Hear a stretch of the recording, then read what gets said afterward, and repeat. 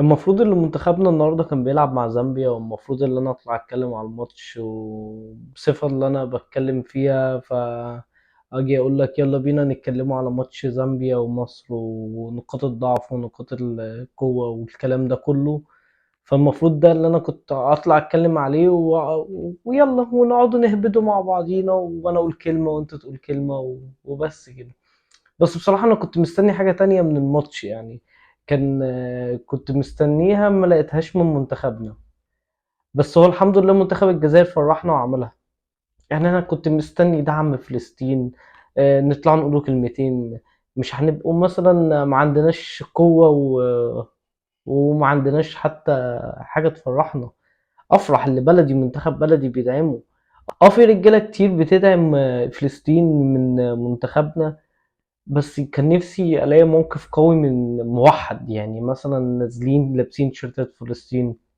لقيناها في الجزائر نازلين لابسين كوفيات مكتوب عليها فلسطين حرة. بجد مواقف متخاذلة كتيرة من عندنا، من عندنا احنا كمصر يعني. الجزائر على عيني وعلى راسي، تونس على عيني وعلى راسي، كل الدول على عيني وعلى راسي، السعودية، الامارات. الامارات لا، كله على عيني وعلى راسي. كل الدول العربية، بس هم بيخافوا مننا احنا. يعني احنا لازم نكونوا مقتنعين ان هم بيخافوا مننا احنا. فبصراحة قلت اتكلم بقى معاكم بصفة كده، بصفة ودية كده، بصفة اللي انا مخنوق والموضوع ده مضايقني جدا. احنا في ناس كتير والله، رجالة. بيج رامي ضحى بمستقبله عشان يعرف الناس اللي عنده، الغرب اللي عنده، اللي فلسطين حرة، اللي فلسطين مظلومة، اللي فلسطين دي أرضها أصلا. قدر ينقل وجهة نظرنا اللي احنا مكبوتين. يعني احنا مش في ايدينا حاجة نقدر نعملها. احنا الحاجة الوحيدة اللي في ايدينا، وطبعا اهم حاجة اللي احنا ندعي ربنا سبحانه وتعالى اللي هم يصبرهم ويفك اسرهم قريبا. مواقف كتير جدا زي محمد النني وموقفه اللي رد بيه على زينتشينكو عيوطة ابو شخة، اللي كان يقعد كل شوية يقعد يعيط. يلا مش خسارة فيك، ان شاء الله بلدك كلها تولع عشان تحس بالناس دي.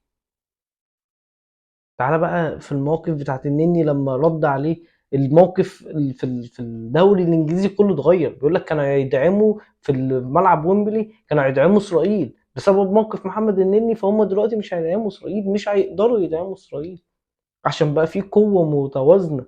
اكيد في محمد صلاح، عند محمد صلاح اكيد في حد بيدعم اسرائيل جوه الملعب، يعني جوه النادي عنده. هو خايف من ايه محمد صلاح؟ احنا لومنا على محمد صلاح ده وعتبنا عليه لسبب واحد بس، اللي احنا بنحبه، اللي هو قدوة.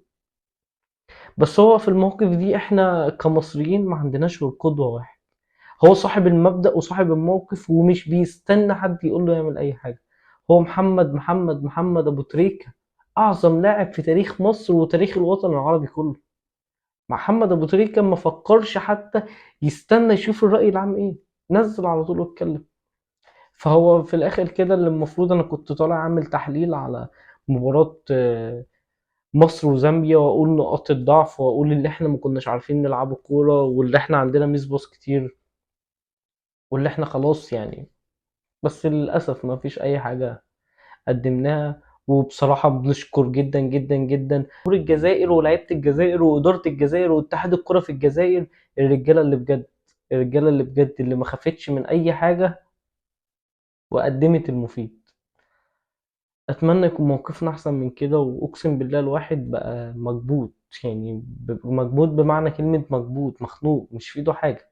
يعني يلاقي اطفال بتموت ومش في ايدينا ان احنا نتكلم. ي- مش عارف. بس هو يعني بجد انت مثلا بتتفرج على الرأي، انت نفسك تعمل حاجة بس مش في ايدك حاجة، انت عاجز. يعني احساس العجز ده احنا حاسين بيه دلوقتي، مش اكتر ولا اقل. ربنا ينصر فلسطين، وإن شاء الله إن شاء الله نصر الله قريب.